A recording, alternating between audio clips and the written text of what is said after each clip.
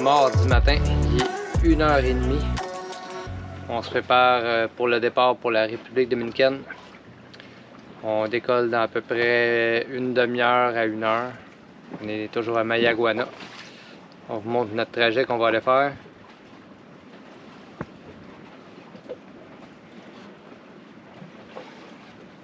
C'est la règle qu'on s'en fait, 320 000 nautiques si je me souviens bien, pour une durée d'environ 52 heures. Donc on a tout préparé le bateau, on est prêt à partir. On vous amène avec nous.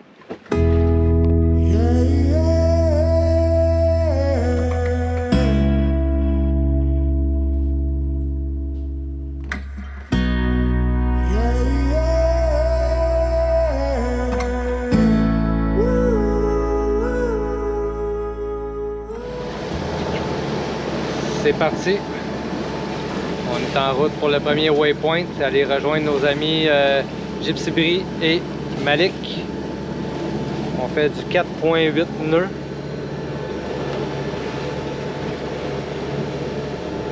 On s'en va les rejoindre juste ici au point numéro 2. L'équipage est au poste. Ariane qui dort. C'est parti pour 52 heures. Le matin s'est levé, il est rendu 8 heures. À date, tout se passe bien. Notre marmotte adore encore. Chantal aussi a réussi à dormir. Moi aussi, une petite heure et demie à peu près. On est rendu au waypoint numéro 2. Et je sais pas si vous voyez en arrière, mais comme prévu, on vient de rejoindre nos amis du voilier Gypsy Bri et Malik qui sont à l'autre bout complètement là-bas. On est en route direction, on va aller longer les Turks and Caicos dans pas long.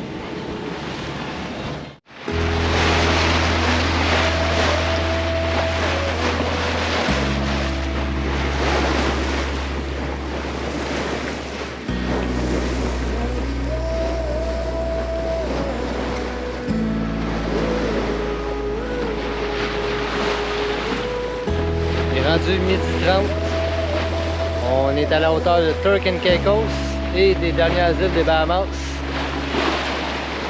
On descend vers le sud. La mer est assez calme, on a une coule à peu près même pas 2 pieds.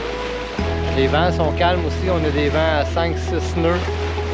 Ça nous permet de faire de la voile, mais il faut se faire aider par le moteur aussi à 1500 tours. Puis on a une vitesse d'environ 6 nœuds, qui est une bonne moyenne.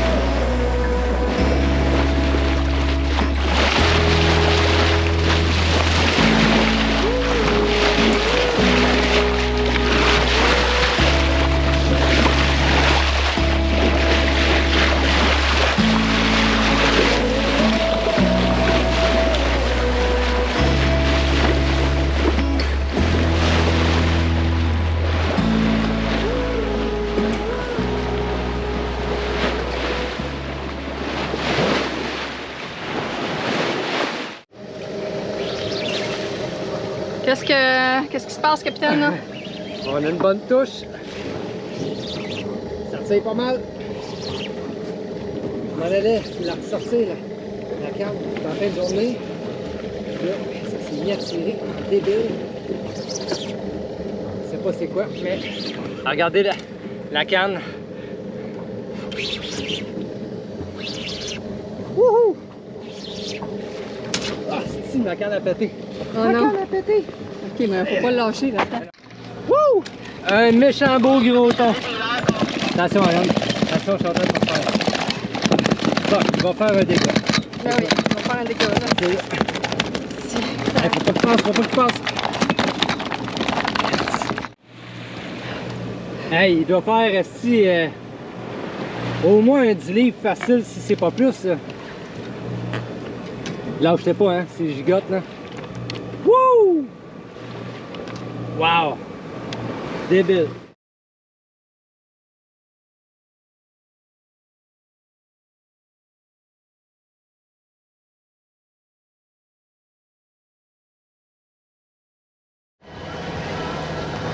Il est maintenant 11h30. Deuxième nuit en mer. On fait présentement du 5.8 nœuds en direction de Loup-Perron pour ensuite bifurquer pour s'en aller jusqu'à Samana.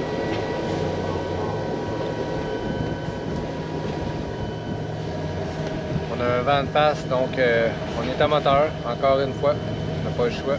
La grand voile est sortie pour nous stabiliser, mais on est à moteur présentement. On a dû gérer une situation assez problématique tantôt. Notre filtreur à fioul s'est bouché, donc on a dû le changer d'urgence. Mais avant de savoir que c'était ça, il a fallu investiguer, faire des essais pour trouver que c'était vraiment le filtreur qui était bouché.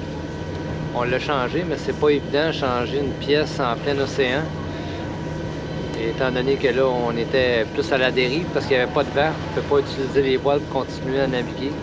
Donc on a dû changer le filtreur là, à la dérive parce que le moteur avait arrêté de fonctionner. C'était assez stressant.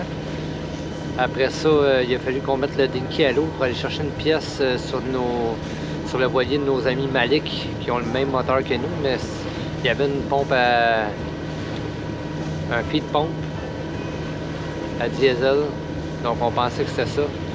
Donc on a mis le dinky à l'eau en plein océan pour aller chercher la pièce sur le bateau nos amis au cas qu'on aurait dû la changer.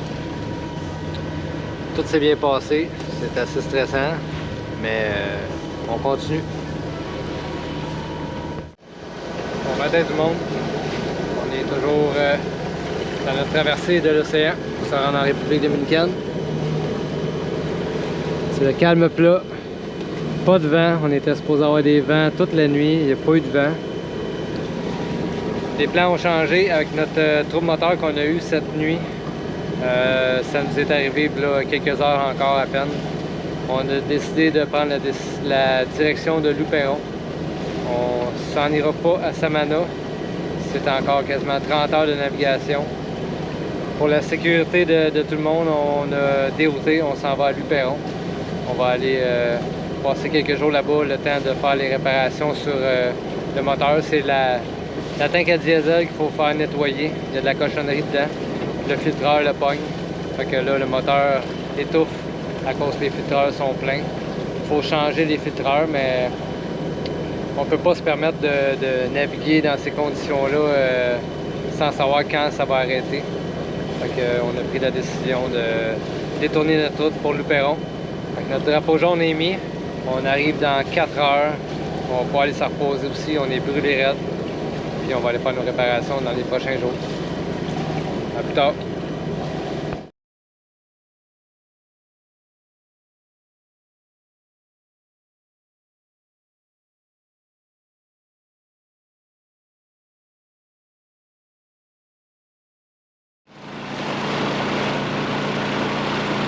Donc on arrive seul.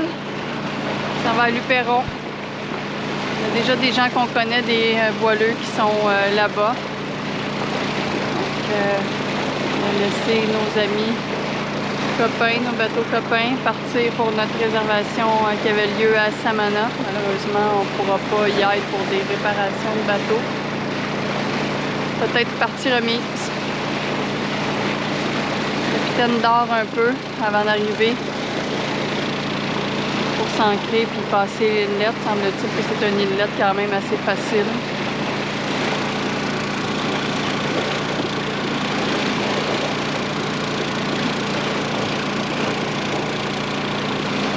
Désolée pour le bruit de génératrice. À Luperon, l'eau n'est pas belle. Donc on ne peut pas utiliser notre water maker.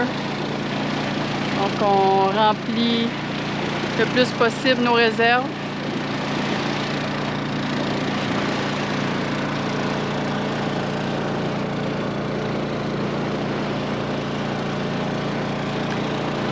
On est chanceux malgré tout de notre bris mécanique d'avoir eu une mer aussi calme pour être capable de changer les filtres, faire ce qu'on avait à faire.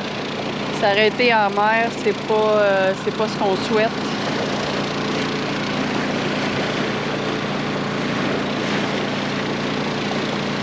Donc on va se croiser les doigts que ça va être réparé rapidement puis qu'on va pouvoir profiter de l'endroit quand même, aller visiter. On approche la baie de Luperon. On voit un peu plus les couleurs, puis les arbres, la verdure. Et il y a quand même des plages. Mais les montagnes, regardez ça comment c'est beau.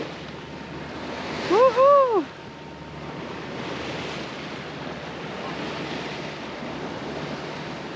Fait que c'est juste là-dedans qu'on va rentrer.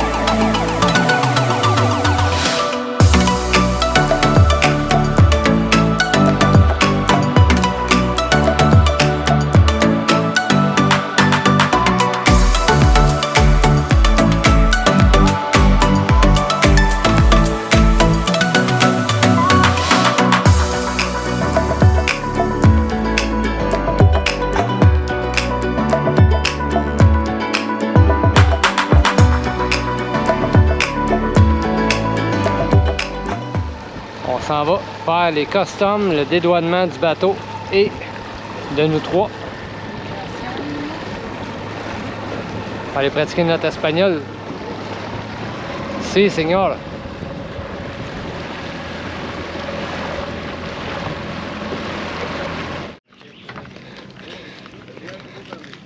C'est quoi ton ancien? Laquelle tu veux, chérie? Pour remplacer notre dinky?